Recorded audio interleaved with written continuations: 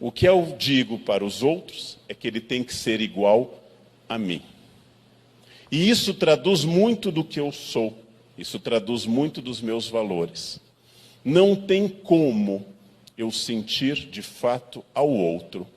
E é por isso que desde a Grécia, passando pelas religiões monoteístas, em particular o cristianismo, que domina no Brasil e na Europa Ocidental, por enquanto, por isso que nessas religiões monoteístas se trabalha muito o conceito desse pathos, desse sentimento, que eu posso ser antipático. Eu sou contrário à sua identidade, ao seu sentimento. Eu posso ser junto, simpático. E eu posso ser inclinado a, num sentido de inclinação, de empático.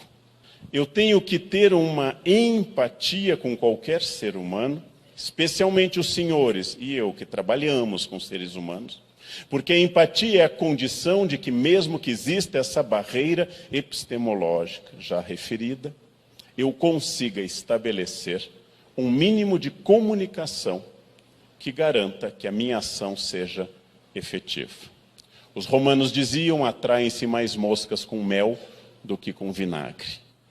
A primeira função na nossa cultura é estabelecer a empatia através do olhar franco, nos últimos anos através de um sorriso, eventualmente de um aperto de mão. No Brasil nós tocamos mais do que na Europa. É um misto da nossa herança portuguesa, indígena e africana, que nos torna mais afetivos do que, por exemplo, norte-americanos e alemães. Brasileiros, com frequência, conversam com os outros, tirando coisa do ombro, catando fios, não no meu caso, mas catando fios de cabelo dos outros, espanando caspa dos ombros e assim por diante. Nós, brasileiros, tocamos muito. Empatia é um desafio muito grande. Ela pressupõe, em primeiro lugar, uma vontade de entender ao outro, de tirar um pouco da cegueira sobre o outro e aceitar, discutir e incorporar valores que pertençam ao outro.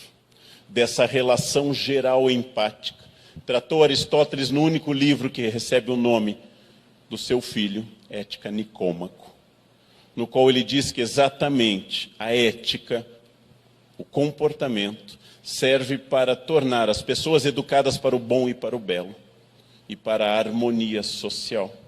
A ética é o exercício de profissionalizar a empatia, de forma a torná-la apta a entender o outro. Mas nós temos um defeito nesse campo.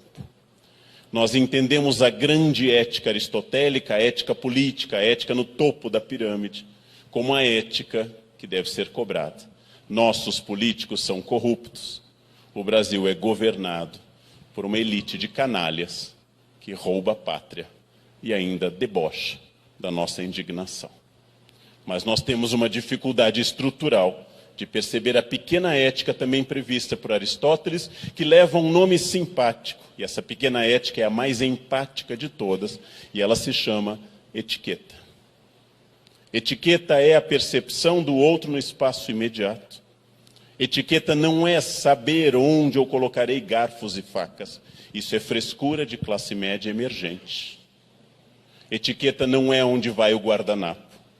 Se, como eu escrevi num artigo, eu domino todos os talheres, o uso correto da lavanda, e domino a diferença entre os copos para um vinho da Borgonha e um vinho de Bordeaux, e não trato bem ao garçom, eu aprendi tudo que é idiota da etiqueta e não aprendi o que é essencial, que é o respeito ao outro. E o respeito ao outro não é ao outro superior, entre aspas, ao outro que pode revidar, mas o respeito é mais visível ao outro que não pode revidar, que é exatamente o que me serve, ou aquele que é meu funcionário. Eu vou identificar aqui 4 das mais comuns perturbações que acontecem em sala de aula. A primeira, o racismo, uma tradição na sociedade brasileira. Ontem eu contava no hotel a um colega professor que eu vou ao Rio toda semana. Entrei num hotel do Leblon e o homem da portaria começou a falar em inglês. Me viu e disse, hi, eu, hi. Aí ele perguntou educado, where are you from? De onde você é? Eu disse, São Paulo. Do you know? Você conhece São Paulo? Ah, o senhor é brasileiro? Eu disse, sou. Atrás de mim havia um senhor negro. E o homem do hotel disse, o senhor espera um pouquinho que eu já vou atendê-lo. O senhor era americano, não falava português. Este julgamento pela melanina é uma tradição de 388 anos no Brasil. É uma tradição forte e sólida. É uma tradição difícil. E é preciso, acima de tudo, que o professor esteja atento a isso. A misoginia, a desconfiança da capacidade feminina, ela aparece muito na sala de aula. É preciso estar atento a isso também. O preconceito contra as mulheres é provavelmente o mais antigo de todos os preconceitos humanos. O mais sólido e o mais tradicional. 100 anos de pensamento feminista tem que enfrentar 5.000 anos de história. É preciso lembrar que essas pessoas todas foram formadas num sistema não democrático. Como eu disse há pouco tempo na televisão, em pleno carnaval, quando alguém falava da beleza das marchinhas de carnaval, eu lembrava que as pessoas dançavam dizendo que diziam preconceitos um atrás do outro. Preconceitos como, por exemplo, mulata, como a cor não pega mulata, mulata eu quero o teu amor. Ou seja, as marchinhas que hoje dariam cadeia por ser crime inafiançável, eram dançadas. Depois vinha uma homofóbica, olha a cabeleira do Zezé, será que ele é? Será que ele é? Aí a gente dançava homofobia e racismo, e se alegrava com isso, e nem se dava conta desse tipo de absurdo. E por fim, muito comum, curiosamente, a desconfiança de pobre e de povo, a demofobia. O mais curioso é que ela aparece numa sala de aula, inclusive com gente pobre dominantemente.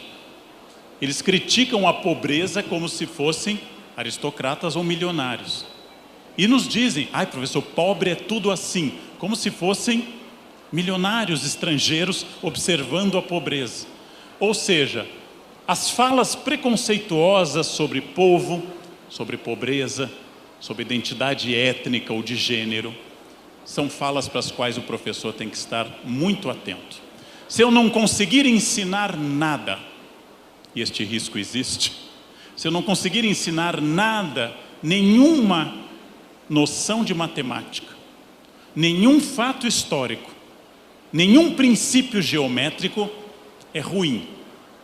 Mas se eu não conseguir transmitir valores contra estes preconceitos criminosos, aí eu perdi tudo. Eu prefiro um aluno que não saiba calcular a área do triângulo equilátero, mas que saiba que as pessoas são iguais. Eu prefiro um aluno que não domine capitanias hereditárias, mas que saiba que não existe sangue alemão, ou sangue italiano, ou sangue negro, que o sangue humano só tem A, B, AB e O, só. E todos os grupos têm esses sangues. Eu preciso também ensinar isso. E para isso volto à ideia. Conhece a ti mesmo. Olho no espelho e pergunto, onde eu tenho preconceitos? Onde eu não me conheço e traduzo simplesmente a imbecilidade coletiva? Onde eu posso melhorar a este respeito? Ética para as grandes relações humanas que envolvem o bom e o belo, aristotelicamente, e etiqueta para as pequenas relações. Aristóteles não diz, mas eu vou aplicar um pouco a teoria de Spinoza e vulgarizá-la um pouco. Etiqueta envolve 4 fórmulas mágicas, fundamentais, com a qual eu resumo toda a questão do espaço do outro. Com licença, por favor, me desculpe e muito obrigado. Usando essa forma do pronome oblíquo na frente, me desculpe, com perdão aos que forem puristas gramaticais, porque é assim que nós falamos no Brasil, que somos um país tão rico que temos 2 línguas, uma para escrever e outra para falar, como diz Mário de Andrade, no Macunaíma. Bem, com licença significa eu não sou o senhor do espaço, eu não sou um buraco negro que absorve até a luz. Com licença significa que você não é obrigado a abrir caminho, como se eu fosse um papa andando num leito e as pessoas abrindo caminho para a sua santidade. Por favor, porque você não tem nenhuma obrigação comigo. Porque você não é obrigado a fazer nada para mim. Por isso, o pedido de por favor é o reconhecimento que seu gesto é uma concessão sua. Muito obrigado, porque tudo que você me oferece é sinal da sua gentileza. E eu não mereço nada.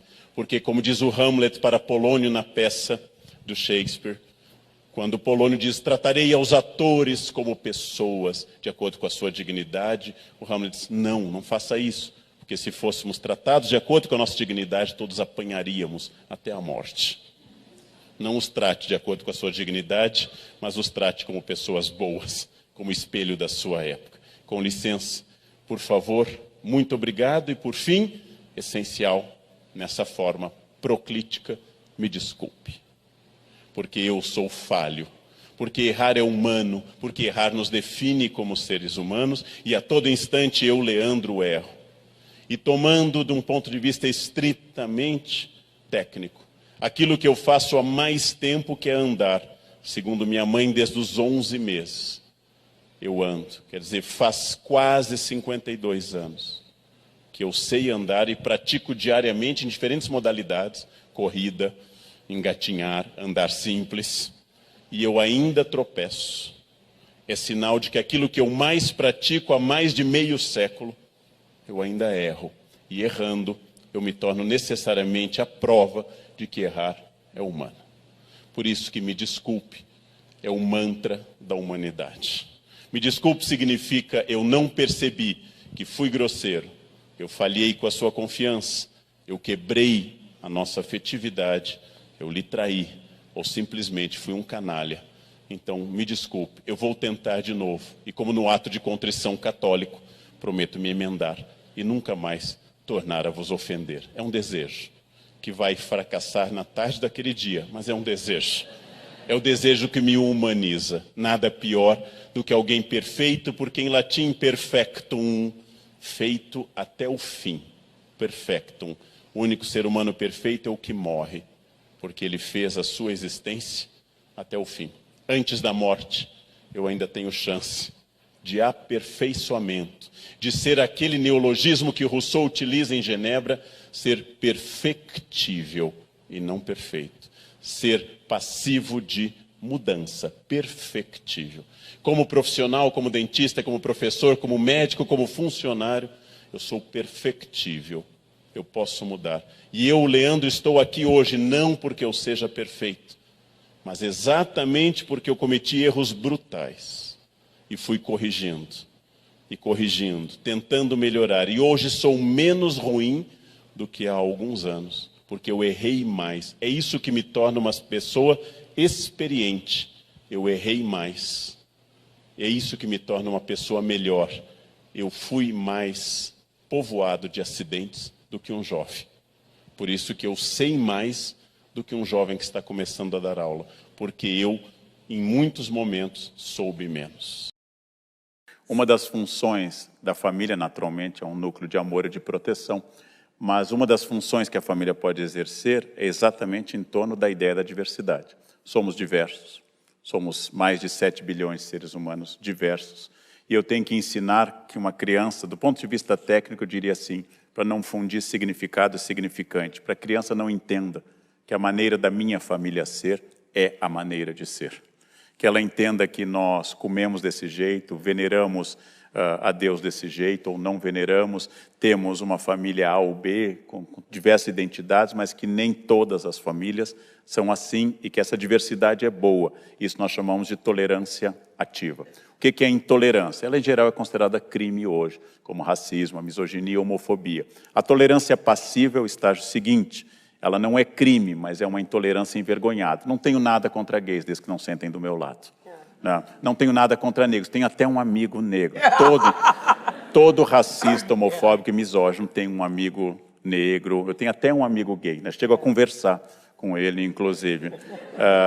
É diferente de eu dizer a uma criança que existem diferentes formas de ser feliz, que a dela é desse jeito, e que outras coisas são completamente possíveis desde que tenham o limite da ética e da lei. Quer dizer, eu não sou tolerante com crimes, como eu já disse aqui mais de uma vez, não sou tolerante com gestos criminosos, mas com o resto, a diversidade que a Fafá insistiu, ela que percorre o Brasil inteiro e olha o Brasil também de Portugal, ela é a grande questão a ser ensinada, diversidade.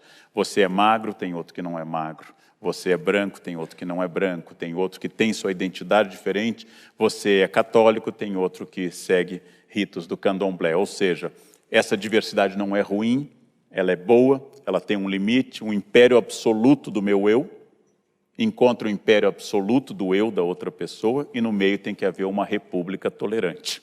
Tem que haver uma zona republicana e democrática tolerante, ainda que eu tenha meu eu e possa acreditar muito nisso. Geralmente as pessoas que estudam pouco, ou observam pouco o mundo, ou têm pouca vivência, ou uma capacidade limitada de compreensão, têm muita certeza.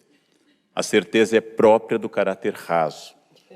Não é que as pessoas que estudem têm um bom caráter, há muitas pessoas cultíssimas também com caráter raso, mas é a capacidade de você abarcar a diversidade, que o outro ser de um jeito que não fira a lei e não fira a ética, que o outro ser de um jeito não o torna pior ou melhor, o torna diferente. E isto é um grande exercício para a família, para a escola e para a sociedade dizer. Quer dizer, a grande questão brasileira, país inteiramente formado de imigrantes, migrantes profundamente miscigenados, com dezenas de expressões religiosas, com realidades regionais completamente diferentes, um projeto unitário, autoritário, de fusão de significado e significante, é sempre um projeto condenado ao fracasso pela natureza do país.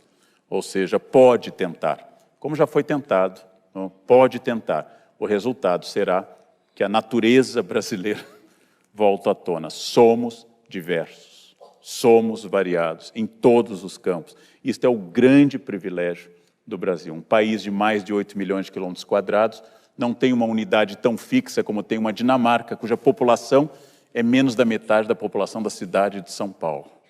Lá é completamente diferente. Aqui a diversidade é a norma. E eu acho isso muito importante. Então, educar para a diversidade é exatamente isso. Nós educamos pelo currículo, oficialmente, mas a educação do chamado currículo oculto é que a criança mais capta. Não é o que eu digo ela na escola sobre mitocôndria, mas o que ela vê pai e mãe fazendo. Essa educação, pelo exemplo, é a mais importante de todas. Essa ninguém esquece. Como o pai dirige, como o pai se refere a outras mulheres, como a mãe trata outras pessoas, essa educação nunca passa. Binômio de Newton, capital da Tanzânia, isso passa com grande facilidade. O currículo oculto é muito importante. E para quem é pai, quem é professor, quem é educador ou tem crianças ou adolescentes sob sua guarda, lembrem-se que você educa 24 horas por dia. E educa especialmente quando não está exercendo a função chata de estar falando. Você educa pela ação, você educa pela voz e pelo exemplo. Isso é muito importante, quer dizer, a educação se faz também pelo exemplo, e aí a vontade de seguir alguém que eu admiro se torna interessante. É muito bom para as crianças serem expostas à diversidade não agressiva, a diversidade que ela entenda que o mundo é um mosaico formado de peças variadas, que um mundo uniforme seria de uma chatice intolerável e que ela faz parte de um tolo maior.